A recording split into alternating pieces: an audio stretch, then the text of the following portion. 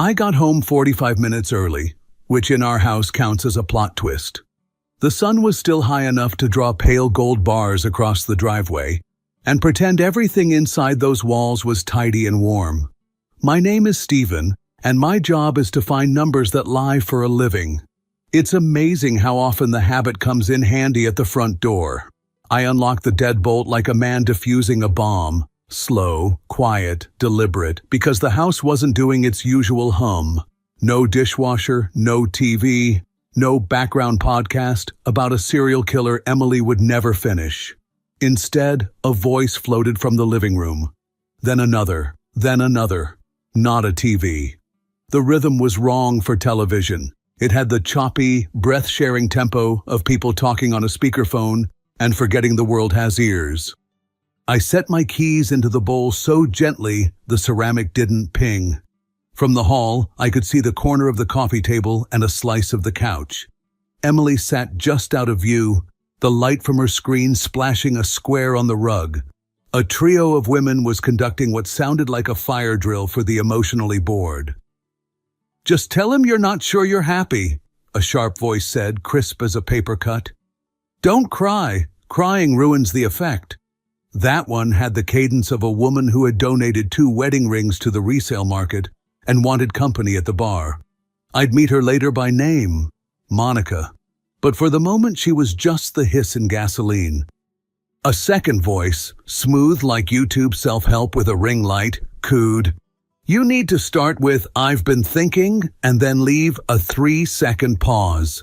3 beats. He'll project whatever is already scaring him. It's psychology." Rachel, I'd later learn, loved the word psychology the way teenagers love the word freedom, loudly and without a manual. The third one laughed, not just a laugh, the helium float of someone who treats life like a never-ending outtake reel. "Oh my God," she squealed. "I wish I could see his face. Please, Em, just, prop the phone somewhere? For research." Brittany. Of course it was Brittany. Emily's voice sat in the middle, careful and light, as if nothing weighed more than 2 ounces in her world. "I don't want to hurt him," she said, which is something people generally say right before they pick up a sledgehammer. I need to know if he'll fight for me." "And if he doesn't," Monica said, "then you've got your answer. Men only appreciate a good thing when it's trying to leave." "Remember," Rachel chimed in, "no hysterics." Poise. The pause matters. "Seriously, put the phone where we can see," Brittany added, such a helpful scientist. "This is like citizen science." You'd think coming home early would be a romantic comedy beat. Surprise! Instead, I got dress rehearsal. I stood there for a full minute and let them write my marriage with bullet points and breathy certainty. I watched a tiny crack travel across the glass called benefit of the doubt. Then I did the least cinematic thing in the world. I stepped back to the entry, lifted my keys, and dropped them into the bowl with a nice, honest clink. The call ended so fast you'd think the phone had burned her hand. "Hey!" Emily popped up from the couch with a smile a half-second late to its own party. She smelled like mint tea and the kind of lip balm you fish out of a tote. "You're early." "Quarterly call wrapped," I said, leaning in to kiss her temple like nothing at all was on fire. "How's your day?" "Meetings," she said. "Headache? Nothing new?" She said it the way you say weather continues to be weather. I answered, because is a useful syllable when you're cataloging the exact location of a minefield. I went upstairs to wash my hands and looked at the water beating over my knuckles, the way it does when you've already decided something and your body is just catching up with the minutes. People imagine fury is a drum solo. Mine sounded like a metronome. Anger burns, clarity files. There's a map of the Texas Hill Country above my desk, a cheap print we framed to look like we own taste. I took it down, reached behind for the flat fireproof pouch where sensible people keep grown-up things. Passports, insurance summaries, copies of deeds, and slid out a sheet titled, "In my handwriting, if we ever need to be adults fast." The list had started as a joke the first time she changed a password, and said she didn't remember it 2 hours later. Jokes go blunt when you never sharpen them back into trust. I added 2 lines in neat block letters. Hotel, reserve a downtown room for 7 days. Consultation, call family attorney, ask for Tuesday slot. I wasn't staging revenge. I was drawing lines on a whiteboard so that when the chaos showed up with its bag of tricks, it couldn't say I never gave it a map. Downstairs, Emily had migrated to the patio with her phone, pretending to check the weather on a perfectly visible sky. The evening did its thing. Jars of light across the fence, neighbors being neighbors. We ate takeout bowls on the back steps because plates felt like a commitment to the bit where we're happily married and share silverware. She scrolled through something that required the full range of her face while I mentioned a weekend hike we'd never taken.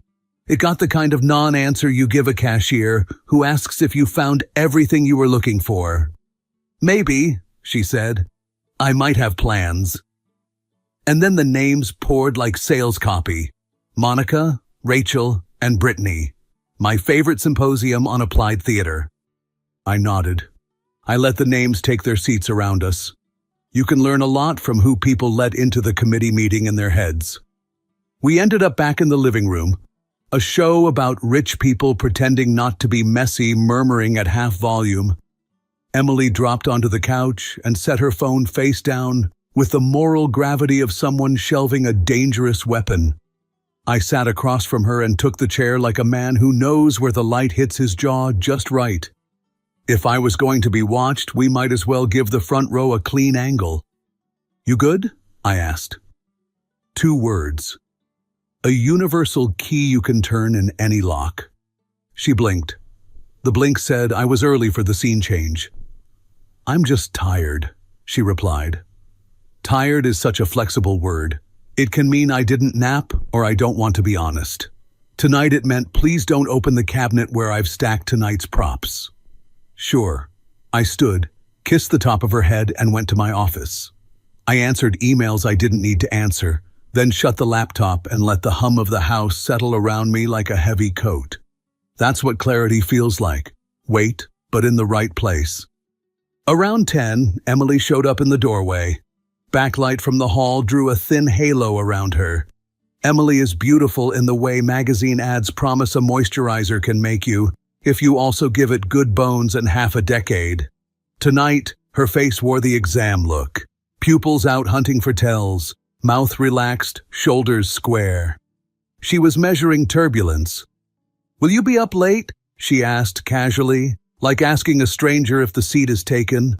Not long, I said. Finish a couple notes. She lingered as if waiting for me to volunteer a confession. Darling, I overheard your audition and I'd give you a call back, but the plot needs work. When I didn't, she nodded like we'd both passed and drifted off to bed, phone hovering near her like a trained bird. I slept the way you sleep on airplanes. Not exactly rest, more like holding still while the future moves you somewhere. Morning brought a polite sky and the local station mumbling traffic lies about Mopac. Emily came downstairs in a crisp blouse I hadn't seen in months and the perfume that says we could have a second coffee if you ask nicely. I told her she looked great because it was true and because truth can coexist with outrage without exploding. She smiled like she wanted to hear more and didn't at the same time. I laced up for a run. On the turn, looking back at the city, I felt something that wasn't anger and wasn't grief settle into place, like a beam finally meeting a post. This was going to hurt, but cleanly. Back home, I showered, dressed, and drove to work with the radio off. You can hear your life better without a soundtrack. Somewhere between the garage and the elevator, my phone buzzed with a reminder I didn't remember setting. Tonight, be present. Last night, me had a sense of humor. Daytime work has a way of squeezing domestic nonsense into a smaller jar. I did the calls, answered the emails, smiled at the person who brings cupcakes for no reason. By the time the evening swung back around, the house had a clean, empty sound. Dinner started normal enough. Plates, forks, condensation sweating down a glass. The TV stayed off because silence has better acoustics for truth.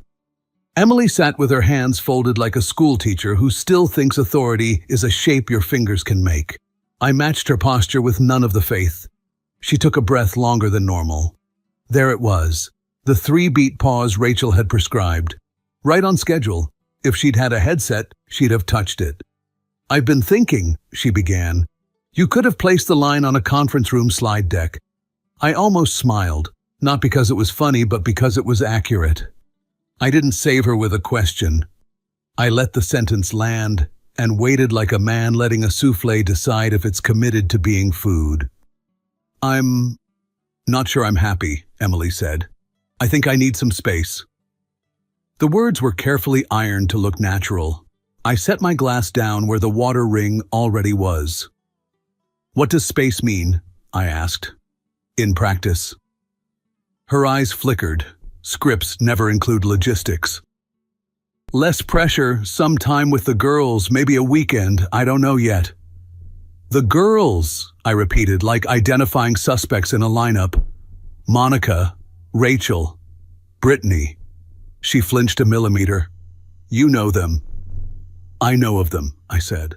"They're very participatory." On the table, her phone, face down of course, lit up from beneath like a nightlight.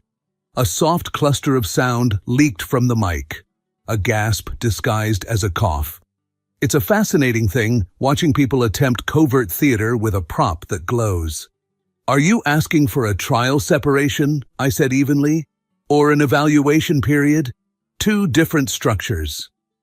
"You sound like a spreadsheet," she snapped, then picked a tone that tried to sound wounded and landed on rehearsed. "I just need to know you'll fight for me." "I care about you," I said. "Fighting requires an opponent." I raised my eyebrows a fraction. "Are you planning to be one?" The silence that followed wasn't empty. It had weight, shape, the way a closed door does. Somewhere near her knee, the phone pulsed again, the heartbeat of a hidden audience. I looked at Emily's face, the way you look at a painting you loved in college, and suddenly realized was mostly impressive lighting. I could have weaponized everything I'd heard the day before. I didn't.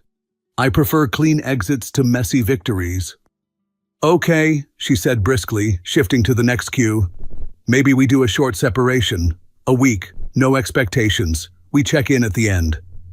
I nodded like we were planning a work project. "Let's see how it all ends." I glanced at the phone. It was the kind of glance that says, "I see the magician palming the card, and I'm bored." Emily's jaw tightened.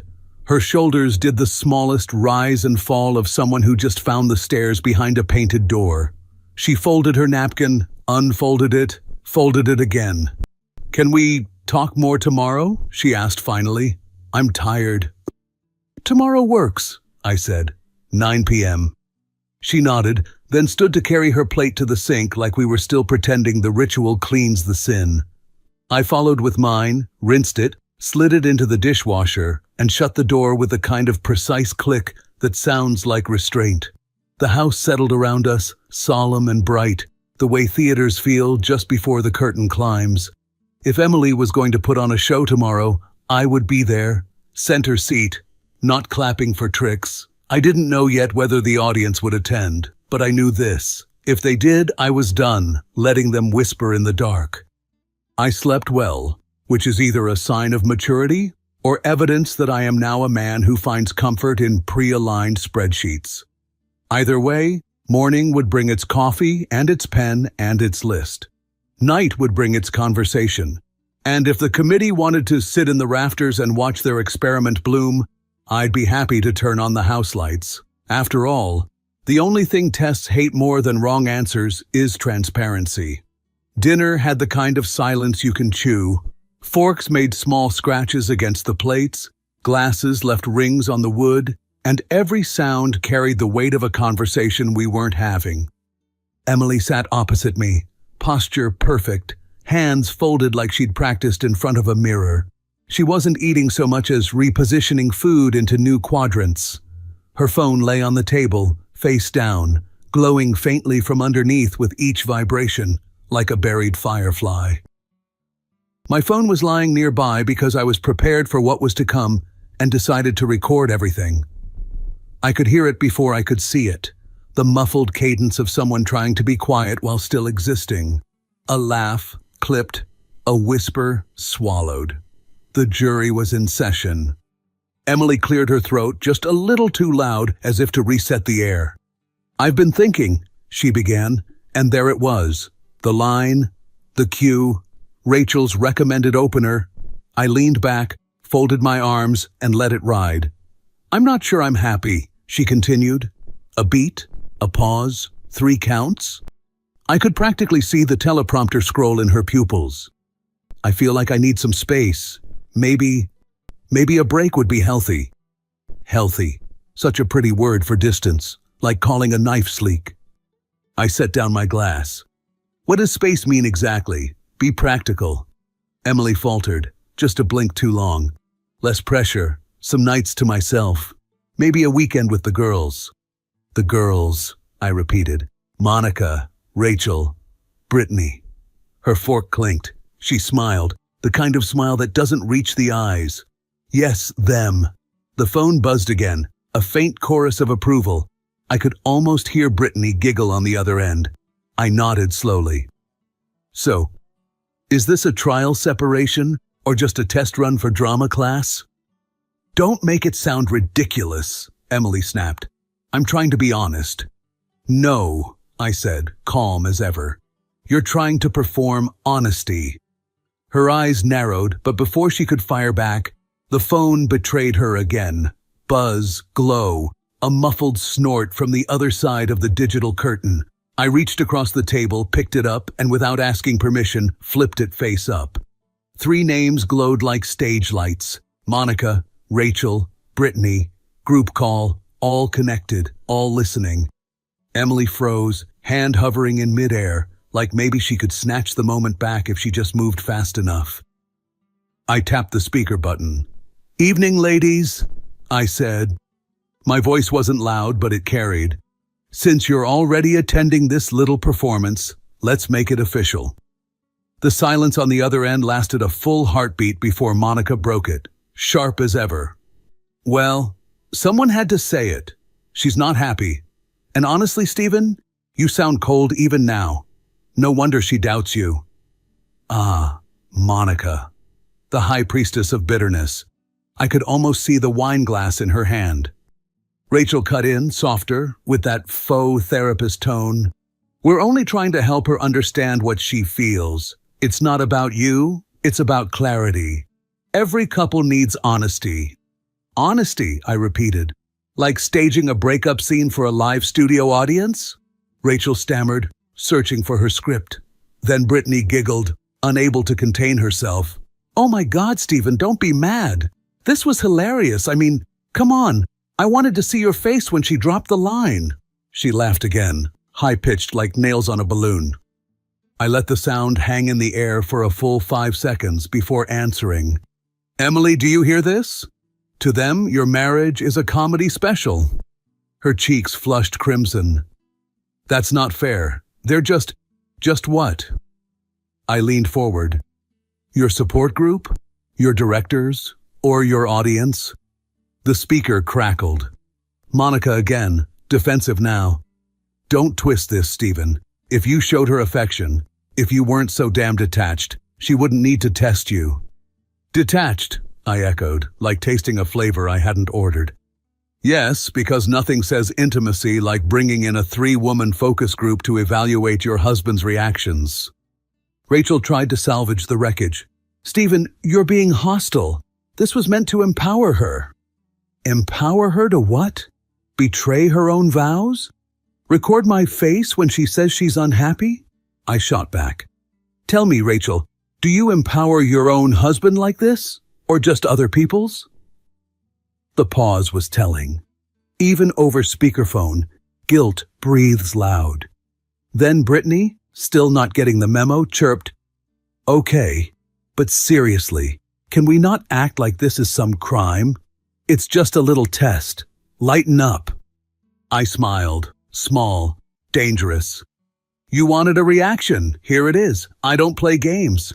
And if you think this is a comedy, I promise the punchline won't be what you expect. Emily tried to interject, but her voice cracked. "Stephen, please, don't do this." "Oh, I'm doing exactly what you asked for," I said. "You wanted to see how I'd react. I'm reacting with light, with clarity, with all your little helpers here in the room." The line went quiet, except for the sound of Monica muttering a curse under her breath. I stood, placed the phone back on the table between us like evidence, and looked directly at Emily. "You're free to want space. You're free to be confused. But you're not free to turn our marriage into a group project for bored friends." She blinked rapidly, caught between anger and shame. Her hands tightened on the napkin until it tore. The jury on the line stayed silent now, finally realizing the show was over. I reached over, tapped the red button, and ended the call. The room grew instantly bigger, like someone had opened a window. Emily exhaled shakily, her voice tiny. I didn't think—" "No," I cut in. "You didn't. Or maybe you did, and you thought humiliation would be entertaining. Either way, now you know." I pushed my chair back, calm as a man finishing coffee. "You wanted a test? Congratulations. You failed it." And with that I stood, left my plate where it was, and walked out to the patio, letting the night air wash over me like a verdict. The night air cooled me better than any drink. Inside, Emily sat in silence. Phone dark now, napkin torn like her script. I let her stew in it. There was nothing left to say that evening. The next morning, I was up before her. The kitchen smelled of coffee, and the folder on the counter looked out of place in its crispness. I'd spent the last few hours making sure every line was in order, division of assets, bank accounts. When Emily came down, hair still tangled from sleep, she froze at the sight of it. "What's this?" she asked, voice already wobbling.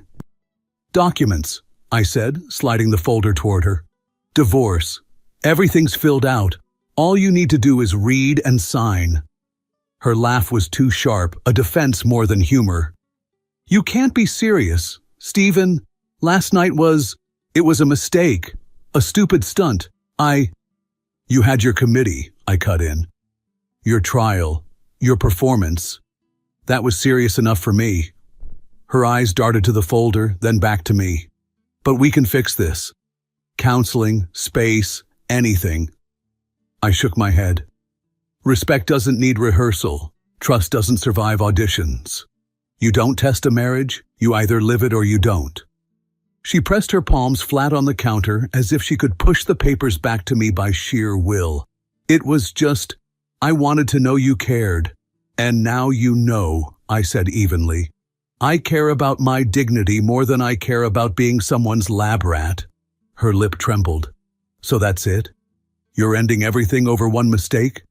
"No, Emily," I said, picking up my coffee. "You ended it when you invited 3 spectators into our marriage. I'm just putting it in writing." I left the folder there, beside the sugar jar she never closed properly. Then I walked out the door with my mug in hand, the morning sun catching the edge of the papers like a spotlight.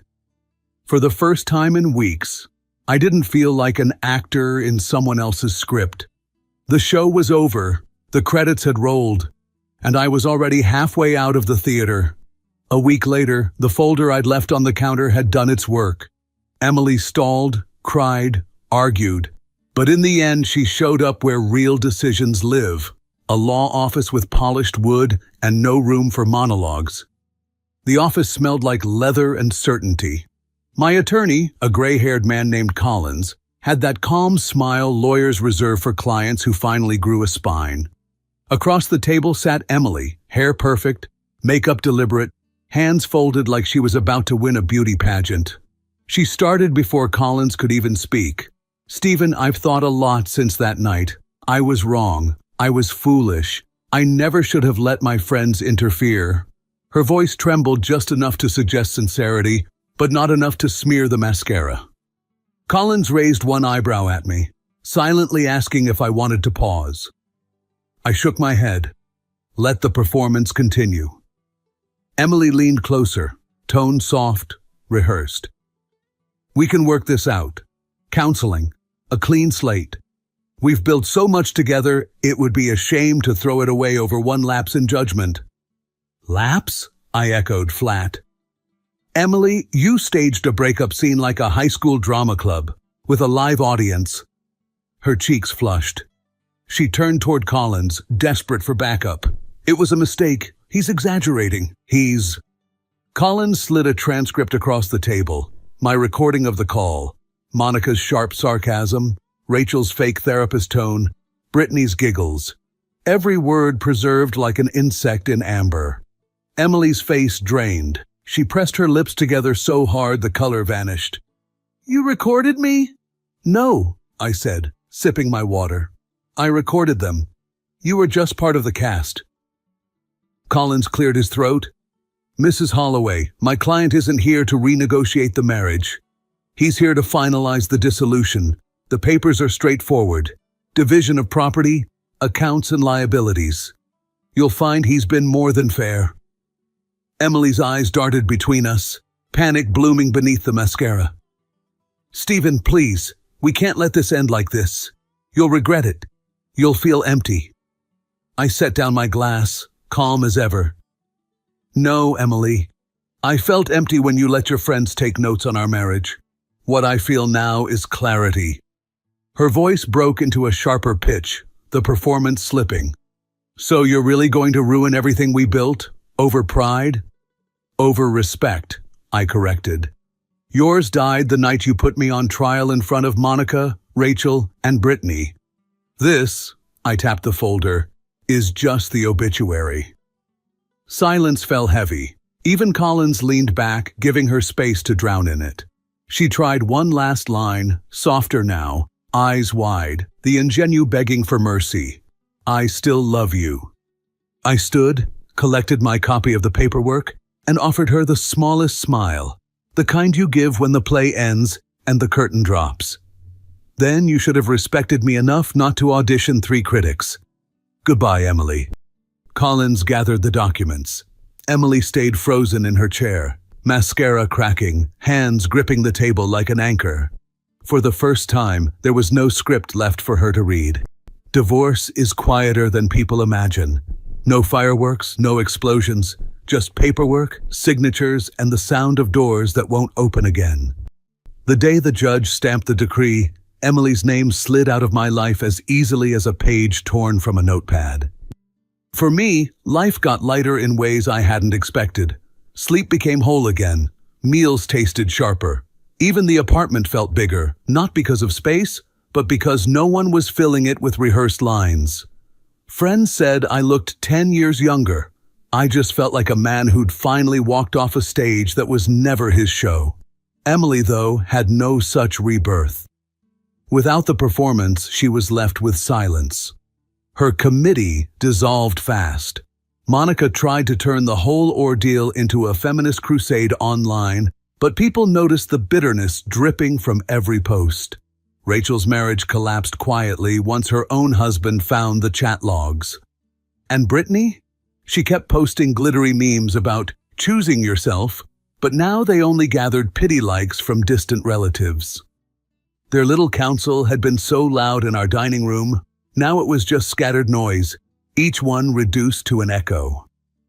As for Emily, she stayed in the house for a while, clinging to the rooms that smelled like our old life. Eventually, she sold it. People told me she moved into a small condo, downsized her world, started showing up at yoga studios and wine nights with strangers. Maybe she told them the story in her own version, maybe she didn't. But whatever script she wrote, the audience had grown smaller. I never hated her. Hatred is still a tether, and I wasn't carrying any of those anymore. What I carried was clarity. You don't audition love, you don't test respect. And the moment someone does, the show is already over. The papers were just the credits rolling. And me? I wasn't bitter. I was free.